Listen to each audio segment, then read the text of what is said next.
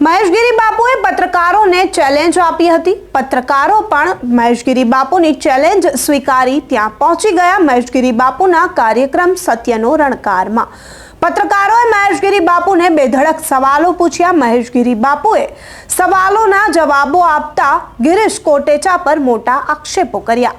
જમીન વિવાદને લઈને ગિરીશ કોટેચા પર મોટા આક્ષેપો કર્યા છે। ગિરીશ કોટેચાએ પણ મહેશગીરી બાપુને સણસણતા જવાબો આપ્યા છે। આ મામલો વધુ ને વધુ બિચકી રહ્યો છે અને આમાં અનેક દિવસે મોટા વળાંકો પણ આવતા રહ્યા છે। આ મામલાને લઈને અત્યારે રાજકારણ પણ ગરમાયું છે। નમસ્કાર, હું અમરીન અને તમે જોઈ રહ્યા છો નિર્ભય ન્યૂઝ। જૂનાગઢમાં સાધુ સંતોનો વિવાદ હવે ઘણો વકરી રહ્યો છે।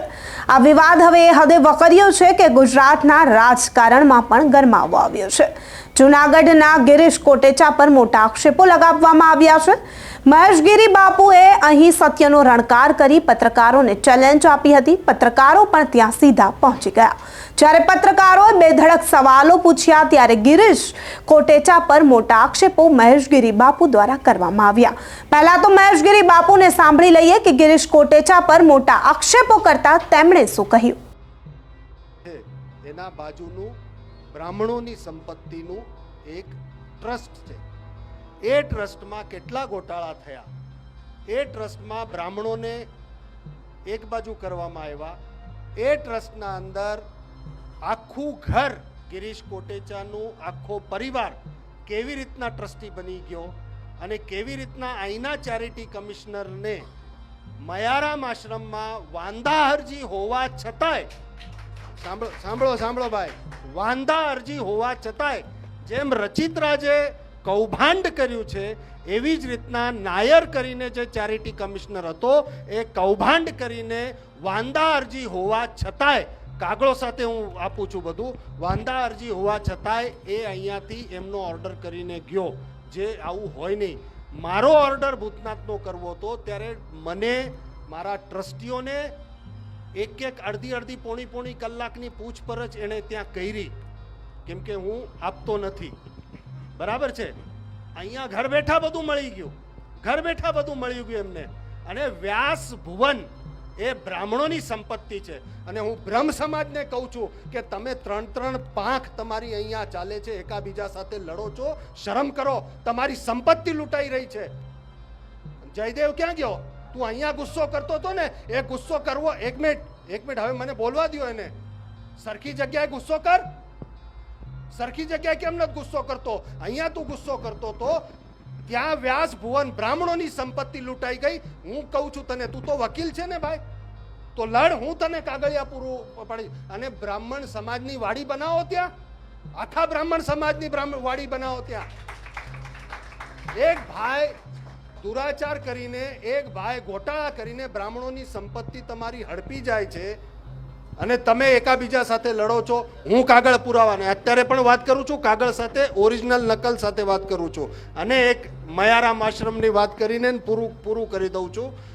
બિશ્નોઈ સમાજ સાહેબ, બિશ્નોઈ સમાજ भारतનો બહુ મોટો સમાજ છે।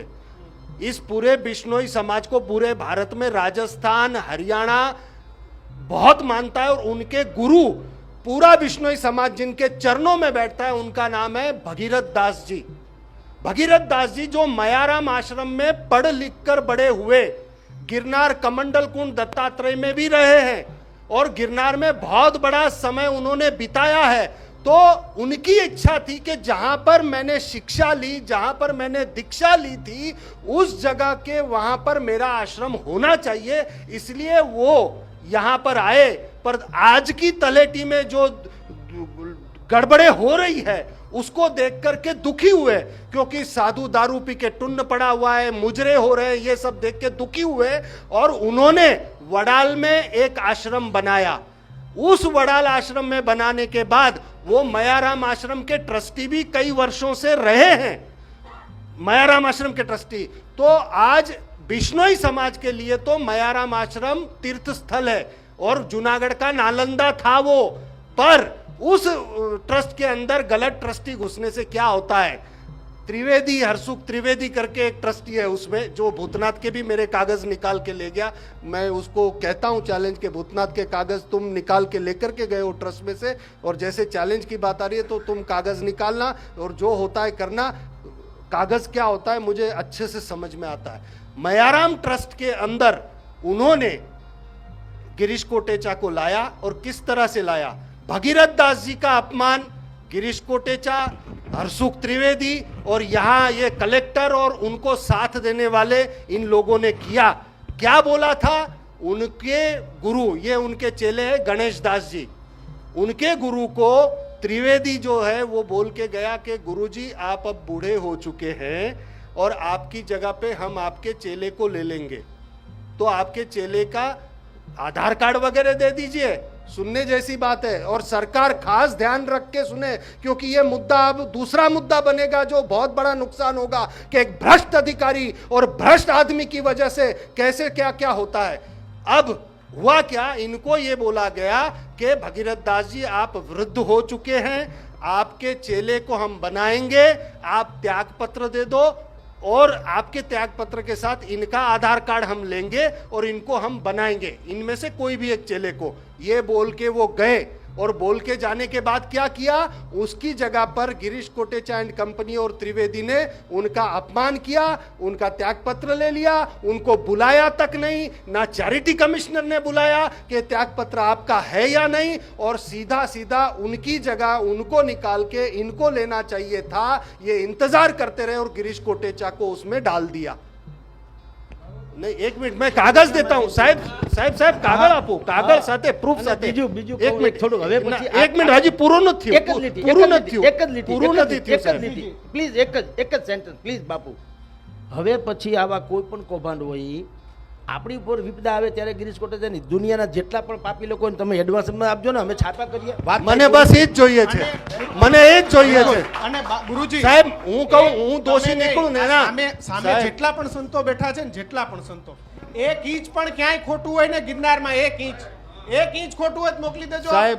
જે કબજા કર્યા શું સાહેબ હું તમને કહું છું, હું પોતે જે ગર્જના મહેશગીરી બાપુ માટે કરતા હતા ને, એ જ ગર્જનાથ ગિરીશ કોટેચા હોય કે અહીંનો ગમે એ વ્યક્તિ હોય, ખોટું કર્યું હશે તેના માટે ગર્જનાથ કરીશું, ખોટું કોઈનું નહીં ચલાવે। સાહેબ હું એ જ કહું છું, જે સનાતન એ ભાઈ નહીં એ ભાઈ યાર આવું કેમ કરાવો યાર, કેમ અલાઉ કરો પ્લીઝ ભાઈ, એવું તો ભાઈ આ ભાઈને મિત્ર, કરાવો ને યાર। આખો કાળવો ખવાઈ ગયો જુનાગઢનો, એટલે એની ચર્ચા ભાઈ મને એક મિનિટ, મને રાજકારણમાં નથી જવું, પણ ધર્મની એક મિનિટ ભાઈ, મેં રાજકારણની કોઈ વાતો નથી કરી, પાર્ટીની વાતો નથી કરી, એણે કયા કૌભાંડો કર્યો છે એની વાત નથી કરી, પણ અમારા એટલે આપણા ધર્મની સંપત્તિ અને સંત સાથે જે કર્યું છે, અને ભવનાથમાં એ ટ્રસ્ટી બનવા ગયો તો એ ખોટું બોલ્યો, ઉત્સવ સમિતિ ને એવું બધું, એના કાગળો પણ લાવ્યો છું। ભવનાથમાં પણ એ ટ્રસ્ટ બનાવતો હતો, પોતે મેનેજિંગ ટ્રસ્ટી થતો હતો। વ્યાસ ભુવન, એમાં આખું ઘર, એમનો દીકરો, એમની પત્ની બધા વયા ગયા, વિચાર કરો આખું ઘર। હવે ત્રીજી વાત, મયારામ આશ્રમમાં આમના ગુરુજી સાથે વાત કરી, આ રાહ જોઈને બેઠા છે, પોતે ઘૂસી ગયા ત્રિવેદી સાથે વાત કરીને, અને આ ખોટું કર્યું છે મયારામ। આ જુનાગઢનું નાલંદા એ જુનાગઢની સંપત્તિ છે સાહેબ। આવી રીતના એક જગ્યાઓ ધર્મની કબજે થઈ રહી છે, એનો પાર્ટનર હરિગીરી, આ બાજુ હરિગીરી સંભાળે, આ બાજુ ગિરીશ કોટેચા સંભાળે, અને એના ફોટા તમે જોયા બથ ભરેલા ને એના બધા। કહેવાનો મારો મતલબ છે, મારો વિરોધ આના માટે છે, મને ફક્ત તમારા પાસેથી શબ્દો સાંભળવા હતા અને હું ખુશ થયો છું। હું તમને કહું છું બધાને કે એમણે જે વાત કરી, મને બસ એ જ વાંધો હતો કે અમારી અવાજ તો બોલતા નથી, અમારું એક બોલે, બીજાની ચાર બોલે, બીજાને ચાર બોલે, અમારું એક જ બોલે, આવું કેમ? તો તમે આજે પોતે કીધું કે કાગળ આપશો ને એવું બધું કરશો તો તમે બોલશો, હું તમને બિરદાવું છું અને સલામ કરું છું સાહેબ કે તમે અમને સાથ આપશો આના માટે। અને જે દિવસે સાહેબ, હું રેકોર્ડમાં કહું છું, જે દિવસે મહેશગીરી આરોપ લાગ્યા વાત જુદી છે, જે દિવસે મહેશગીરી દોષી સાબિત થશે, એ દિવસે આખા છાપાઓને કાળા કરજો અને એક મારું નામ લખજો, આખા ટીવીને કાળા કરજો અને મારું નામ લખી દેજો. હું પોતે તમને પરમિશન આપું છું. તો મહેશગીરી બાપુને સણસણતા જવાબો આપતા અહીં ગિરીશ કોટેચાએ પણ પત્રકારોને બોલાવી લીધા અને તેનો પણ ઉધડો લીધો અને સણસણતો જવાબ આપ્યો. મહેશગીરી બાપુને વળતો જવાબ આપતા ગિરીશ કોટેચાએ શું કહ્યું તે પણ સાંભળી લઈએ. આજે ભૂતનાથ મંદિરની અંદર મહેશગીરીએ ચેલેન્જ ફેંકી અને એ 3 પત્રકારોને એમ કીધું હતું કે તમે અહીં આવો. પહેલાં તો હું 3 પત્રકારોને સલામ મારું છું કે તમે એની જગ્યામાં એના પોતાના ટેકેદારો હતા અને બોલાવ્યા અને 1.5-2 કલાકની પૂરેપૂરી ચર્ચા મેં પણ સાંભળી. ખાસ કરીને દીક્ષિતભાઈ, કિશનભાઈ અને જગદીશભાઈ, મારે ત્રણેયને કહેવું છે કે આ માણસ છે જે રીતે મારા માટે થઈને બોલ્યો છે એનો ખુલાસો પણ તમારે મારી પાસે લેવો જોઈએ. કારણ કે આ ભાઈ પણ એવું કહેતો હતો મહેશગીરી કે તમે અધૂરી માહિતી આપો છો ને અધૂરું જાણો છો. તો હવે એની પૂરી માહિતી જે એણે મારા માટે કીધું જ ને એના માટે હું રિક્વેસ્ટ કરું છું કિશનભાઈ, દીક્ષિતભાઈ અને જગદીશભાઈ કે તમે અમદાવાદથી આવ્યા છો પણ મારો પણ ખુલાસો લઈ અને પછી અમદાવાદ જાઓ એવી મારે ખાસ તમને રિક્વેસ્ટ છે. ખાસ આવજો કારણ કે આ માણસનો ખુલાસો હરેક વાતમાં ફરતો માણસ છે. હરેક તો જૂનાગઢમાં સાધુ સંતોની લડાઈ દિવસે ને દિવસે વકરી રહી છે અને આ રાજકારણ ગરમાયું છે. આખા મામલાને લઈને આ વિવાદ વકરી રહ્યો છે. તમારું શું માનવું છે? જૂનાગઢમાં સાધુ સંતોનો વિવાદ જે દિવસે ને દિવસે વકરી રહ્યો છે, તમે શું માનો છો? અમને કમેન્ટ કરી ચોક્કસથી જણાવજો તથા અમારી ચેનલ નિર્ભય ન્યૂઝને લાઇક, શેર અને સબસ્ક્રાઇબ કરવાનું ભૂલશો નહીં. આભાર.